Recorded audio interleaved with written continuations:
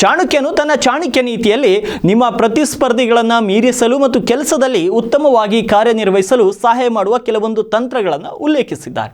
ಅವುಗಳು ಯಾವ್ಯಾವು ಎಂಬುದನ್ನು ಒಂದೊಂದಾಗಿ ನೋಡೋಣ. ಮೊದಲನೇದು ಮೌನವಾಗಿರಿ. ಮೌನವು ಯಾವುದೇ ಪರಿಸ್ಥಿತಿಯನ್ನು ನಿಯಂತ್ರಿಸಬಹುದು. ಅನಾವಶ್ಯಕ ಮಾತುಗಳಿಂದ ಮೌನವಾಗಿರುವುದು ಮುಖ್ಯ. ಅಭಿಪ್ರಾಯಗಳು ಭಿನ್ನಾಭಿಪ್ರಾಯಗಳು ಇದ್ದಾಗ ಮೌನವಾಗಿ ಇನ್ನೊಬ್ಬರ ಮಾತನ್ನು ಆಲಿಸಿ, ಅದೇ ರೀತಿ ನಮಗೆ ತಿಳಿದಿಲ್ಲದ ವಿಷಯದ ಬಗ್ಗೆ ಚರ್ಚಿಸುತ್ತಿದ್ದರೆ ಮೌನವಾಗಿ ಉಳಿಯುವ ಮೂಲಕ ಅವುಗಳನ್ನು ಅರ್ಥ ಮಾಡಿಕೊಳ್ಳಲು ಪ್ರಯತ್ನಿಸಿ. ಇನ್ನು ಎರಡನೇದು ಶತ್ರುವನ್ನು ಗುರುತಿಸಿ. ಯಶಸ್ಸು ಸಾಧಿಸಲು ಅತ್ಯಂತ ಮುಖ್ಯವಾದ ವಿಷಯ ಅಂದರೆ ಶತ್ರುವನ್ನು ಗುರುತಿಸುವುದು.